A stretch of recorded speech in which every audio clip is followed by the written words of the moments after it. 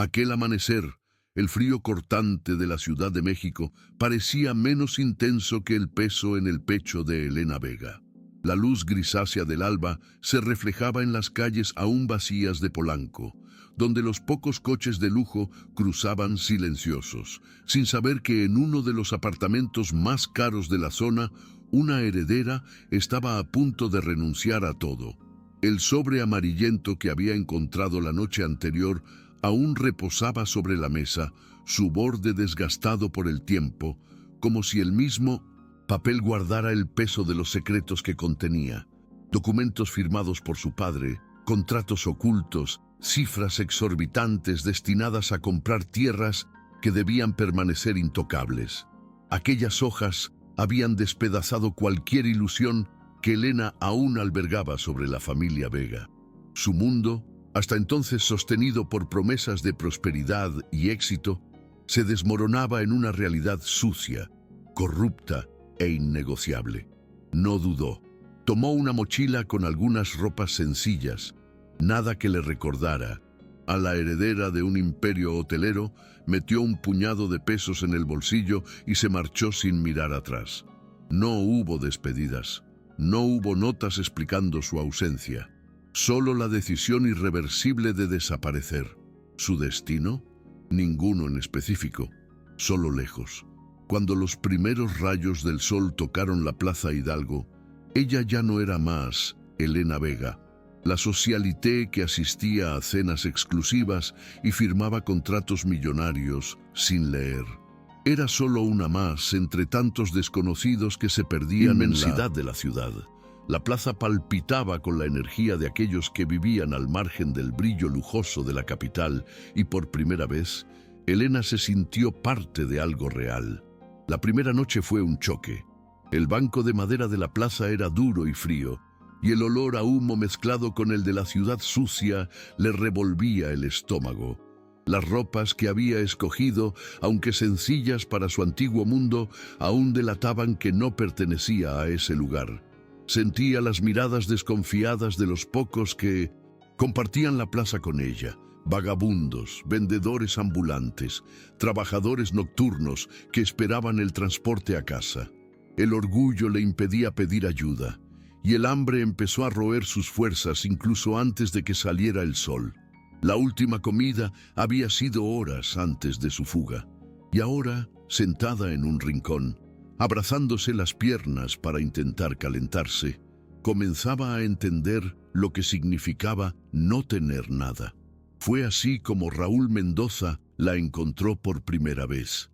Él pasaba por la plaza cada mañana antes del trabajo, un ritual silencioso que formaba parte de su rutina. Nunca esperaba encontrar algo diferente. Siempre las mismas calles, las mismas personas invisibles ante la prisa del mundo corporativo. Pero aquella joven llamaba la atención. No solo por su cabello bien cuidado o por las ropas que, a pesar de ser discretas, aún destaban del entorno. Era la forma en que ella miraba a su alrededor, perdida, vulnerable, como si acabara de caer desde un lugar muy alto. Sin decir nada, se acercó y le tendió un vaso de café y un pan dulce. «Aquí», murmuró sin preguntar nada. Elena dudó por un segundo, pero el hambre habló más fuerte. Tomó el pan y sin mirarlo, comenzó a comer. Los días siguientes fueron una repetición silenciosa de ese primer gesto. Cada mañana, Raúl aparecía con un café caliente y un pan dulce, dejándolos junto a Elena sin esperar nada a cambio. Al principio, ella apenas levantaba la vista para él. Sentía vergüenza, miedo de que ese hombre, que parecía inseguro de sí, viera lo que ella realmente era, o al menos lo que había sido hasta pocos días atrás. Pero a medida que pasaba el tiempo y el hambre dejaba de ser su mayor preocupación, algo empezó a cambiar. Una mañana, cuando Raúl colocó el café y el pan en el mismo lugar de siempre, ella finalmente lo miró y murmuró un «gracias», casi inaudible. Fue la primera palabra que intercambiaron desde ese primer encuentro. Raúl solo asintió, sin mostrar sorpresa. Para él, los gestos hablaban más que las palabras, y estaba claro que aquella mujer libraba una batalla interna mucho mayor de lo que aparentaba. Aún así, empezó a entablar pequeñas conversaciones como quien no busca nada. Comentaba sobre el clima, sobre el caótico tráfico de la ciudad, sobre el trabajo agotador que le pagaba poco, pero que él aún así realizaba con orgullo. Poco a poco, Elena se fue permitiendo responder. Pequeñas frases al inicio, luego preguntas. En un mundo en el que siempre estuvo rodeada de personas interesadas en lo que podía ofrecer, aquello era nuevo. Raúl no quería nada de ella. Él no sabía quién era, y eso era liberador. La amistad entre ambos creció de manera discreta, sin prisa, como algo que simplemente sucede sin necesidad de forzarlo. Raúl era un hombre de pocas palabras, pero sus historias tenían un peso que Elena no estaba acostumbrada a escuchar. Hablaba de los años trabajando en la limpieza de enormes edificios, lugares donde nadie notaba su presencia, pero donde cada detalle impecable dependía de su esfuerzo. Hablaba de los patrones que lo ignoraban, de los recortes de personal que dejaban a sus amigos sin ingresos, del miedo constante de ser él el siguiente en perder el empleo, y al mismo tiempo había en su voz una dignidad inquebrantable. Raúl no se quejaba como una víctima, solo contaba como quien sabe que la vida nunca fue fácil, pero que eso no es motivo para rendirse. Elena escuchaba todo con atención, sintiendo una mezcla de fascinación y culpa. Fascinación porque nunca había estado tan cerca de alguien como él, alguien que no se preocupaba por las apariencias o el estatus. Culpa porque, a pesar de su deseo de dejar atrás su vida de privilegios, sabía que nunca había sentido en carne propia lo que era realmente luchar por sobrevivir. Pero con el tiempo, esa culpa se transformó en respeto. Raúl no necesitaba de su compasión, solo de alguien que lo viera. Y por primera vez, Elena empezó a comprender que ella misma también necesitaba ser vista, pero no como la heredera de un imperio o la hija de un magnate, solo como Elena. La ilusión de que podría simplemente desaparecer del mundo que conocía duró hasta el día en que Raúl descubrió la verdad. La revelación no llegó de forma dramática, ni por un desliz obvio. Fue una coincidencia cruel. Una tarde, mientras caminaban juntos por una calle menos concurrida, un periódico arrojado en un puesto llamó la atención de Raúl. La foto estampada en la portada era de Carlos Vega, el hermano de Elena, junto a un titular sobre la expansión internacional de la cadena de hoteles de la familia. Pero fue lo que estaba en el pie de página lo que le heló la sangre. Heredera desaparecida. Elena Vega, hija del magnate Ernesto Vega, ¿está prófuga o en peligro? Se detuvo en medio de la acera, el periódico aún temblando en sus manos, y se volvió lentamente hacia Elena. La mirada que antes solo mostraba comprensión, ahora estaba cargada de algo distinto. Sospecha. Elena sintió un nudo apretar su garganta incluso antes de que Raúl dijera algo. Ella sabía que ese momento llegaría, pero no esperaba que doliera tanto. ¿Tú eres esa Elena Vega?, preguntó, con la voz más baja de lo normal, como si tratara de procesar la verdad. Quiso explicar, pero ¿por dónde empezar? ¿Cómo contar que huyó porque ya no soportaba la hipocresía, la podredumbre, el dinero sucio? ¿Cómo decir que nunca fue un juego, que nunca intentó engañarlo? Raúl dio un paso atrás, cruzando los brazos como si necesitara protegerse de lo que acababa de descubrir. ¿Era solo una broma para ti? ¿Fingir ser pobre? ¿Probar cómo es la vida real? El dolor en su voz fue el peor golpe. Elena sintió la ira de Raúl como una bofetada invisible. Nunca lo había visto de esa forma, tan distante, tan herido, pero no podía culparlo. Para él, ella no era más que otra rica aburrida jugando a vivir una realidad que nunca podría ser realmente suya. No fue un juego, dijo ella, con voz temblorosa, pero firme. Quería formar parte de eso. Intentó acercarse, pero Raúl se retiró negando con la cabeza sin poder creerlo. ¿Sabes cuántas personas darían todo para tener la mitad de lo que tú tienes y aún así elegiste desperdiciarlo?, disparó, con la frustración desbordándose. Yo no lo desperdicié, me liberé de una vida que me asfixiaba, replicó ella, sintiendo las lágrimas amenazando con caer. Pero Raúl no estaba listo para escuchar. Solo se dio la vuelta y se fue. La ausencia de él en los días siguientes fue un vacío que Elena no supo llenar. Por primera vez, su decisión de huir parecía no tener sentido. ¿De qué servía abandonar el imperio de los Vega si, al final, aún era juzgada por algo que nunca eligió? Pero, en el fondo, sabía que Raúl no estaba equivocado. Nunca había pasado hambre de verdad, nunca se preocupó por pagar un alquiler o por perder el empleo de un día para otro. Incluso, habiendo abandonado todo, aún cargaba consigo un privilegio que no podía simplemente borrar.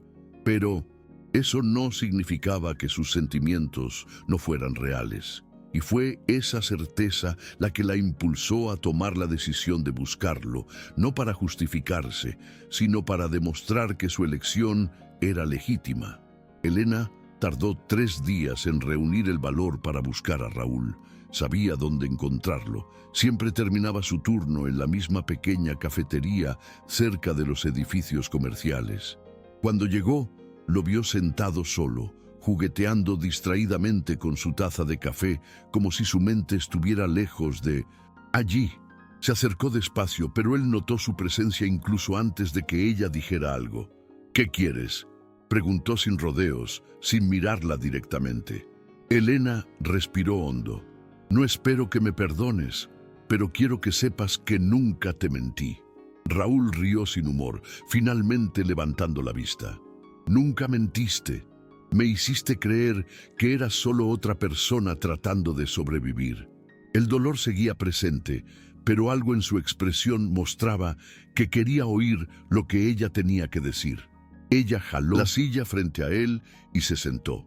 «No quería que lo supieras, porque no quería que eso definiera quién soy. Pasé toda mi vida siendo un nombre, un apellido, un activo para mi familia. Por primera vez, yo quería ser solo alguien». Raúl guardó silencio por un momento, observándola como si intentara ver más allá de las palabras. «¿Y ahora? ¿Vas a volver a tu vida de antes?». La pregunta llevaba una mezcla de desafío y curiosidad. «No, no puedo volver. Ni quiero». El peso en la voz de ella finalmente hizo que Raúl creyera. Había algo definitivo allí, algo que él no veía en personas que solo jugaban con el destino de los demás. Aún no sabía si podía confiar en ella de nuevo, pero algo dentro de él decía que Elena no era una farsa. El tiempo demostró que Elena no estaba solo hablando por hablar. Mientras trataba de reconstruir su vida lejos de la sombra de los Vega, Raúl empezó a verla con otros ojos. Ella ya no era la mujer que había encontrado perdida en la plaza, pero tampoco era la heredera intocable de los hoteles de lujo. Era alguien a medio camino, intentando encontrar un propósito propio. Pero el destino, siempre impredecible, parecía decidido a probar hasta dónde era real esa transformación. La noticia llegó como un golpe seco. Raúl había perdido su empleo. No hubo explicaciones, solo un aviso frío e impersonal. Recortes de personal, reducción de costos, el mismo discurso de siempre. De un momento a otro, lo poco que tenía le fue arrebatado y se encontró en el mismo lugar que tantos otros trabajadores descartados sin ceremonias. Elena sintió la rabia hirviendo dentro de ella. Por primera vez, comprendió lo que significaba ser invisible para un sistema que solo veía números y no personas. Vio la angustia en los ojos de Raúl, la incertidumbre de cómo pagaría el alquiler, de cómo seguiría adelante. Y entonces llegó la cruel ironía del destino. Ese mismo día, Carlos Vega reapareció. El hermano a quien ella tanto evitaba ahora surgía con una oferta inesperada, un nuevo empleo para Raúl en uno de los hoteles de la familia.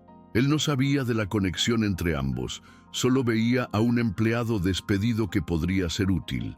Raúl dudó.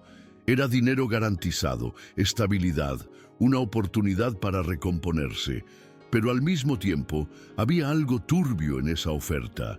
Aceptar significaba someterse al mismo sistema que lo aplastaba. Significaba ser solo otro peón. Raúl no sabía qué hacer. Aceptar el empleo significaba seguridad, pero también significaba rendirse al mismo juego que siempre lo descartaba cuando convenía. Elena notó su vacilación y supo que tenía que actuar. Por primera vez desde que huyó, se enfrentaría a su familia de frente. Esa noche fue hasta el hotel donde Carlos estaba hospedado y lo encontró en el restaurante privado, rodeado de empresarios que hablaban en voz alta y brindaban contratos millonarios. Él sonrió al verla, pero su expresión pronto se endureció al darse cuenta de que ella no estaba allí para una reconciliación. «No uses a Raúl para tus juegos de poder», espetó antes de que él pudiera decir algo. Carlos levantó las cejas, sorprendido. «Solo ofrecí un empleo. ¿O crees que él está por encima de eso?» Elena respiró hondo, sintiendo la ira arder en el pecho. «No entiendes. Raúl no necesita tu caridad. Él necesita una oportunidad de verdad». Carlos se rió, incrédulo. «¿Y se la vas a dar? ¿Con qué? ¿Con tu orgullo?» Pero Elena ya conocía la respuesta. Al salir de allí, encontró a Raúl esperándola afuera, la mirada aún cargada de dudas. «No necesitas aceptar ese trabajo», dijo con voz firme. «Puedo ayudarte a construir algo tuyo». Él la miró con escepticismo, pero había curiosidad en sus ojos. «¿Y cómo pretendes hacer eso?» Ella esbozó una leve sonrisa. «Todavía tengo dinero, Raúl. No el suficiente para comprar tierras ilegales o sobornar gobiernos, pero sí lo suficiente para ofrecerte un préstamo justo. Lo suficiente para abrir una cafetería, tu cafetería». Raúl guardó silencio durante un largo tiempo. La idea parecía absurda, improbable, pero a la vez tentadoramente posible. Había pasado años limpiando oficinas donde la gente discutía negocios millonarios, siempre relegado a la sombra de sus conversaciones. Ahora, por primera vez, alguien le ofrecía una oportunidad real, no como empleado, sino como dueño de su propio destino. «¿Y si sale mal?», preguntó, más para sí mismo que para Elena. Ella sonrió, una sonrisa cansada, pero decidida. «Entonces lo intentamos». No era una promesa vacía, no era caridad, era una oportunidad, algo que él nunca había tenido antes. 6 meses después, el Café de la Esperanza abrió sus puertas. Pequeño, modesto, pero con un alma que ningún hotel de lujo podría replicar. Raúl, ahora dueño de su propio espacio, finalmente sentía que ya no era invisible. Los clientes entraban y salían, algunos ya volviéndose rostros conocidos, y cada taza de café servida era un recordatorio de que él no solo había sobrevivido, había triunfado. Elena estaba allí, no como una heredera o benefactora, sino como una amiga, alguien que también había encontrado su propósito ayudando a otros a construir algo real. Rechazó volver al imperio familiar, rechazó las insistentes invitaciones de Carlos y siguió su propio camino en el turismo sostenible. Por primera vez, ella y Raúl eran libres. El día de la inauguración oficial del Café de la Esperanza, Raúl miró a su alrededor y sintió algo que nunca antes había experimentado: impertenencia. El aroma del café recién hecho, el suave murmullo de las conversaciones y el sonido de las sillas siendo arrastradas creaban un ambiente que iba más allá de un simple negocio. Eso era un símbolo. Un espacio donde las historias se cruzaban, donde nadie era invisible. Elena estaba allí observando en silencio, sin necesitar reconocimiento o gratitud. No quería ser la salvadora de la historia de Raúl, solo quería ser parte de ella de manera honesta. Y en ese momento comprendió que al ayudarlo, finalmente había encontrado su propia libertad. El destino los unió de una forma que ninguno de los dos habría podido prever. Raúl, el hombre que había pasado la vida siendo ignorado, ahora era dueño de su propio camino. Elena, la mujer que huyó de un imperio, encontró su valor fuera del dinero familiar. Y el café, pequeño pero vibrante, se convirtió en un refugio para aquellos que, como ellos, buscaban nuevos comienzos. Al final, la transformación personal no vino con grandes discursos o giros cinematográficos, vino con elecciones, con el coraje de salir de donde no pertenecían y construir algo verdadero. Si te gustó esta historia de superación y transformación, no olvides suscribirte al canal para más relatos inspiradores como este. Tu participación es esencial para que sigamos compartiendo historias reales que demuestran que siempre hay una oportunidad para recomenzar. Deja tu like y comenta qué te pareció.